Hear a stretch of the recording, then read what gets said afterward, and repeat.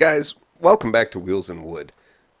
If you read the title, and you probably did because you clicked on it and you're watching this video here, we bought a mini excavator for the property and a lot of work that we've got to get done around here. So it is a Kubota KX018-4. It's the second smallest model they have, but don't let the size fool you. This thing is incredibly capable for a small machine. We've got the 9-inch digging bucket on right now because, as you'll see, we just got done working through really its first big test here on the property. We also have 18-inch digging bucket and a 24-inch ditch cleaning bucket with it. Now, this model has the 16 horsepower Kubota diesel engine in it, which for a little motor, man, it puts out some power, let me tell you. And this machine here can dig up to 94 inches deep. And it has a breakout force of right around 1,600 pounds. Hey guys, so what we're looking at here, we're standing behind and off to the end of the barn that we built for my parents. Now this is their backyard. The left-hand side is a hill up here, and the water will kind of run down towards the house, and then it comes towards the end of the house that we're standing at, and runs around the side of the house there and down the rest of the property. This area here will stay kind of soggy for a good week after everywhere else on the property is dried up. And we want to try to correct that issue. So we're going to catch the gutters, get them into some solid pipe, run them around to where there's a natural gully a little bit further down the property. We're also going to put in a French drain system here to kind of catch that runoff and the water that'll seep up through the clay soil. The biggest challenge that we have, obviously, as you can see, we've got this massive oak stump that's pretty much right in the way. So we're going to use the little mini excavator to work on digging that stump out. It's a tight space. We have to be cautious, especially over here where those roots are going underneath the foundation. But I think we'll take our time and get it done. Okay, so as we're working to dig this out, now this was an oak tree, which kind of worked to our benefit, just given how small of an area we had here to work in. With those oak trees, the roots really don't go that deep. They spread out very wide, like 1 to 1.5 times the size of the canopy, and this was a huge, huge oak tree. But we didn't have to dig down too far to find the roots, which was good. So we wanted to stay as far away from the trunk as possible.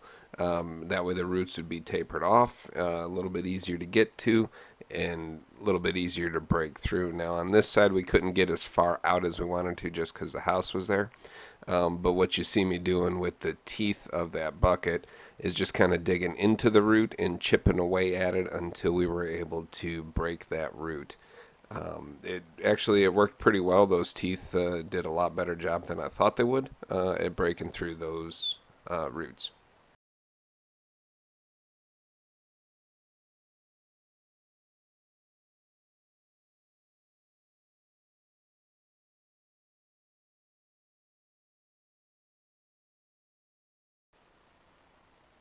Yeah, so again here, I'm just kind of taking those two teeth on that bucket and digging into the root and using that to break it rather than trying to break the root just with the breakout force of the bucket itself.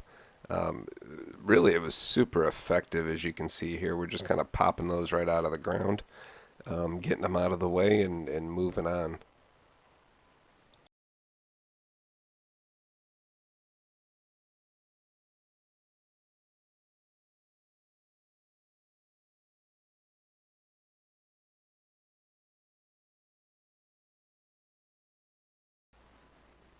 This is a good time here. I'd had my phone in my pocket on vibrate. It fell out, landed in the dirt, ended up covering it with dirt, driving over it a few times. Surprisingly, once we found it, there was no damage to it. I mean, aside from being dusty, there's no scratches, no cracks or anything in the screen. So keep an eye up there in the top right, and you'll see him uncover it. It really wasn't down that deep, so there wasn't a lot of dirt insulating it. Kind of amazed. Now that we got the phone back, we can take a look at some of these roots that we're pulling out of here. Now, that's a good size root. Here's a shot of my fist, and it's not a small fist either, and that thing is as big around as my arm. All right, so at this point, we've got all the roots broke out from around the stump. We've dug down underneath them just a little bit. We were kind of hoping here that maybe we could get this thing to move with the tractor.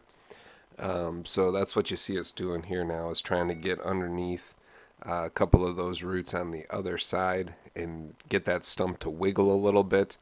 But it was still pretty solid in the ground here, so it wasn't having it.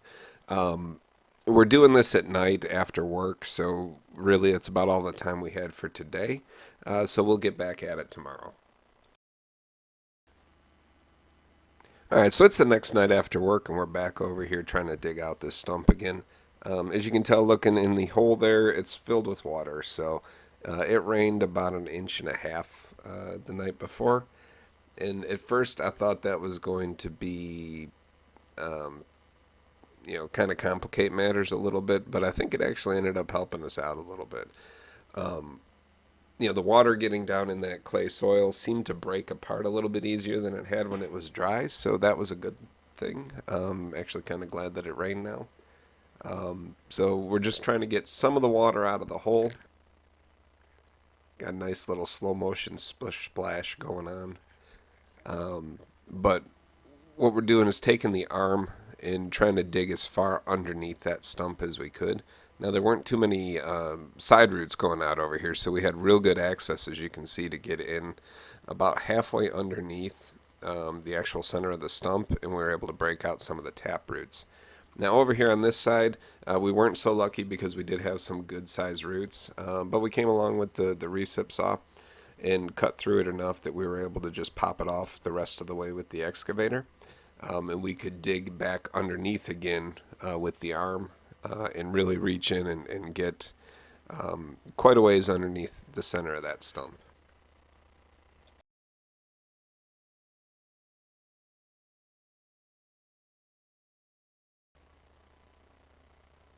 All right, so taking a closer look here, you can really see how far back in underneath we were able to reach with the arm of the bucket.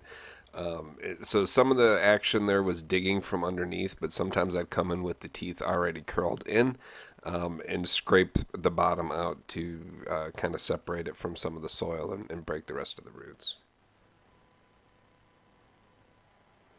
All right, so now that we've got that other root ball kind of cut out from over here, we're able to get the arm of the bucket back in further underneath and get some more of those tap roots broke out, as well as the clay that was kind of in there in that last image that we had. So that's what we're working on here, is just kind of scraping the bottom of that stump and digging back in as far as we can. And you can see that stump is really moving at this point. So it's super loose. If we had a larger machine, we could have just swung in and plucked it right out of the ground with no problems. But being a little bit smaller sized equipment, we just kind of had to take our time. We didn't want to abuse the excavator, especially since we just got it. But man, we're working through. It's really moving pretty good. So you see us trying to reposition here, just kind of work it real smooth from different angles, different sides. And the thought process here was eventually we'd be able just to twist it right out of there with as much as it was moving. And as you can see in a second here, that's exactly what happened.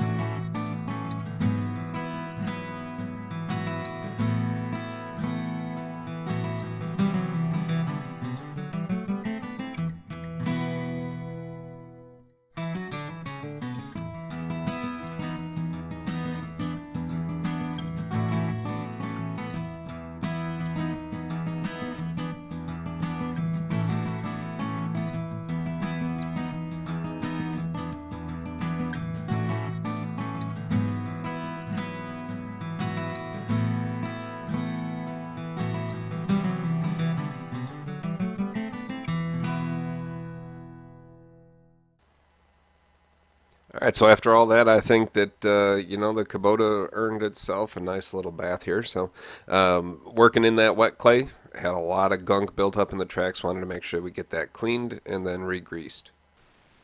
Thanks for sticking with us to the end of the video. We hope that you had as much fun watching us dig that stump out as we did digging it out. It really was a great time, and it goes to show that the smaller equipment is perfectly capable of doing a lot of the larger jobs, albeit just a little bit slower. So until next time, stay safe. Have a great day.